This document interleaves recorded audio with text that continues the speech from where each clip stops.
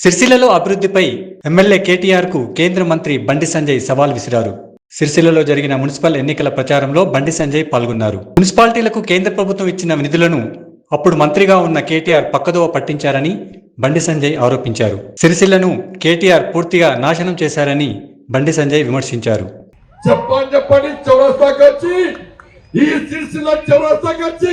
అంబేద్కర్ గారి కాళ్ళ మీద ప్రమాణం చేసి నువ్వు ఏం చేసినావు, నువ్వు ఎంత నప్పించినావు, నీ అయ్య పేరు చెప్పొచ్చి బండి సంజయ్ని భారతీయ జనతా పార్టీ కార్యకర్తలను ఆడిపోసుకున్నాక లోపడేసిండు. 2 రోజులు 3 రోజులు లోపడేసిండు.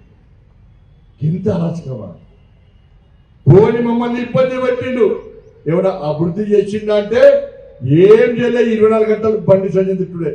నేను వెనక మళ్ళీ వస్తాడు, రేపు మళ్ళీ చిత్రం బిడ్డ నన్ను ఇట్లా టార్గెట్ వేసి తిట్టినవనుకో మళ్ళీ ఇదే చౌరస్తాకి నేను వస్తాను. నీ బండారం మొత్తం బయటపడతా. నీ రాజకీయ బతికేందో, నీ రాజకీయ భవిష్యత్ ఏందో చలో ఈ సిరిసిల్ల గడ్డ వేగ తెలుసుకుందాం. నేను సిద్ధం, నువ్వు సిద్ధమా చెప్పు. నా సవాల్ స్వీకరించు. నువ్వు ఇక్కడ ఎమ్మెల్యే, నేను ఇక్కడ ఎంపీని. ఇవాళ నీకంటే ఎక్కువ ఓట్లు నాకేసారు ప్రజలు. భారతీయ జనతా పార్టీ విశ్వాసం ఉంది, నరేంద్ర మోడీ గారి విశ్వాసం ఉంది కాబట్టి నన్ను 2,20,000 మెజార్టీతో గెలిపించారు. మొన్నగా వర్షం వచ్చి అరే ప్రజలు కష్టాల్లో ఉన్నారు, వస్త్ర కార్మికులు కష్టాల్లో ఉన్నారు, పేదలు ఇబ్బందుల్లో ఉన్నారు. ఎప్పుడన్నా వచ్చి మీ పేదల ఇబ్బందికి చూసింది ఎప్పుడన్నా? మొన్న గాల వర్షాలు వస్తే 2 రోజుల పాపం 2 రోజులు పేదలు నీళ్ళలో మునిగిపోతే ఈ కేసీఆర్ కొరకు పోటీగాలే కదా. మా అయ్య ముఖ్యమంత్రి అని చెప్తావు కదా. వాళ్ళని కాపాడే సోయి లేని మూర్ఖుడు. నేను ఒక్కసాక హెలికాప్టర్ వక్కచ్చి వరదల్లో ఉన్నదని తీసుకుపోయి కాపాడింది నేనక. గిన్ని చేస్తే బండి సంజయ్ ఏం చేసిడు? నీ కన్ను దొబ్బిపోతే నేనేం చేయాలి? పోయింది చూస్తే ఏం చేయాలి? నాకు బూతులు రావు. నాకు కేసీఆర్ కొడుకులక బూతులు రావు. నాకు మాటలు వస్తాయి, మంచిగా మాట తప్ప నీ దగ్గర అహంకారం లేదు. ఇప్పటికీ గదే అహంకారం.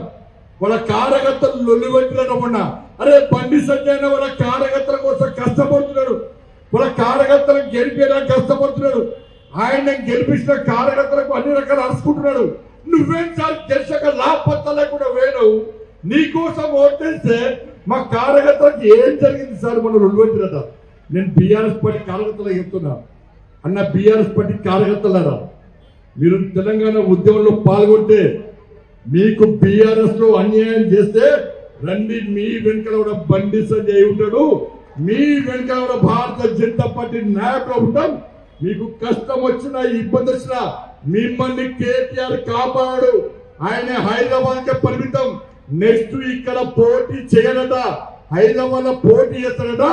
అందుకే ఈ ఖర్చు తగ్గించిండు.